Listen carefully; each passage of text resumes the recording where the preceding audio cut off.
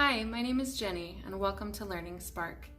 Today we're going to be talking about the topic of interactive and dialogic reading. So first let's define what those two things are. Interactive reading is whole group reading with occasional discussion. So this is typically found in schools where there's a read aloud and then the teacher asks a couple of questions afterwards. Dialogic reading is where children and adults converse about a book. So this is more of a one-on-one or small group setting where you're actually talking to the child about the book. So why is this important? Why are we talking about this today in kindergarten preparation? This is because in kindergarten, students are expected to speak audibly to express their thoughts, feelings, and ideas. So this topic of dialogic reading and interactive reading and getting your child used to those things is going to help them as they progress into kindergarten. It's going to make read aloud more comfortable for them, and it's going to make their creativity and their writing soar. So you are looking to see, can your child tell the story based off of pictures? So you're going to sit down and read a book with them. And then afterwards, can your child flip through the pictures and tell you the story? So that's something you want to watch for. How much information can they tell you? Can they tell you the character's name? Can they tell you where the character was? What the problem was? How it got fixed? Can they tell you how the character felt? All of those basic details are going to be extremely helpful as they're moving into kindergarten, where their knowledge will be tested on those specific details. So it's important to help your child begin to identify those different pieces within stories and literature. The best development activities is just practice. Sit down and talk to your child. Read them a book and talk to them about it. Ask them about it. Make sure it's a book that they're interested in, but get more information from them and sit down with them and enjoy. Definitely enjoy. Another thing that you can do to develop this knowledge and skill is to ask the questions to your child about the key details of the story. So for example, you could say, tell me the story, use the pictures. And they could flip through and maybe they didn't say anything about where it happened. So you could say, when they're through, you could say, now remind me, where did this story happen? I don't remember. That way they begin to notice what details are important to you as a parent. And they will start to pick up on that and start to give you that information if you practice this often enough.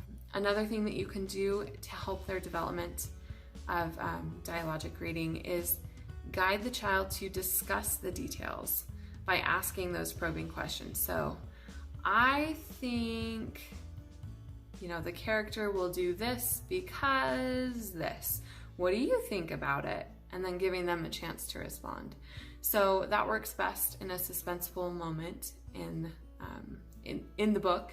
So, asking those questions, I think this is gonna happen next because I saw this on the other page. What do you think? And trying to engage them in that conversation is going to be more important than anything else you can do, honestly. Now, to help in our understanding of this topic, I found a document in the Wyoming Early Literacy Foundations for Children's ages 3 to 5. I'm going to go ahead and pull that up on the screen for you so we can keep discussing dialogic reading further. Now that I have that pulled up on the screen for you, I'm going to go ahead and walk you through it. So you can see at the top, and this is on page 55 of that document, at the top it talks about the teacher being the guide. I want to point out here that anybody who works with children for the goal of learning is a teacher. So you may be a parent and think, oh, well, that's not my job, that's not my thing. As the parent, if you are trying to guide your child's learning, you are a teacher and you are part of this teaching team for your child. It's very important that you help them. So having the teacher as a guide, that's when the teacher is asking, oh, what do you think will happen next? And asking those good questions. So those probing questions we were talking about earlier. I think this might happen because of this. What do you think? It's kind of giving them a lot of clues. So when the teacher is acting as the guide or the parent is acting as the guide in the discussion, that's the first step. we want to move into, after we've had a good foundation of guiding the children as the adults, we want to move into both the teacher and the child engaging in dialogue. So that's where the example given on the document says, the child says, "The ducks won't cross the street, they're afraid." And the teacher says, "Oh, well, how are they going to get to their new home?" So what this does is it helps the child recognize that there's a problem. That points out the problem in the story. That the ducks are not crossing the street and they're afraid, but they need to get to their new home. So this is setting up the story. This is identifying those key details. And you want to do that as much as possible when you're reading with your child. Eventually, we're going to move into the child being a storyteller, because when they get to kindergarten, they need to be great storytellers. They're often asked to do journal writings and to record their thoughts in writing, or record their thoughts through pictures or through conversations. And they need to be able to do that. So encouraging them to be a storyteller by helping them identify these key details is going to be super critical. The last dialogue box at the bottom is showing you an example of a child being a storyteller. So it says, "The policeman will help. See the policeman stop the traffic. The drivers are laughing at the duck parade. The little ducks like swimming with big swan boats." Doesn't that sound just like a child? Now, granted, they might not get every single little story detail correct, but in that little section, they are talking about so many different key details. They're talking about the characters, the policemen and the ducks, and what they're doing, and there's some emotion in it. That was a great story retelling for a kindergartner. That's what we're looking for. As we interact with interactive and dialogic reading, and we practice using that as our children are reading, we're going to prepare them for kindergarten.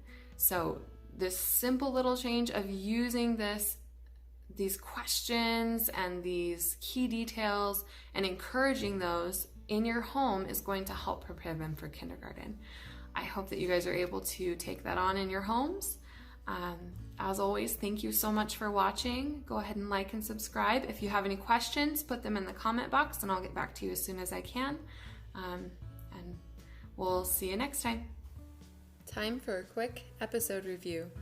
Today we talked about interactive reading, which is whole group reading with occasional discussion, and also dialogic reading, which is where children and adults converse about a book. Why does this matter? Knowing the difference between interactive and dialogic reading empowers parents to teach children to identify key details. This skill is critical to success in reading, writing, and more. Also, language skills are keys to learning across all domains.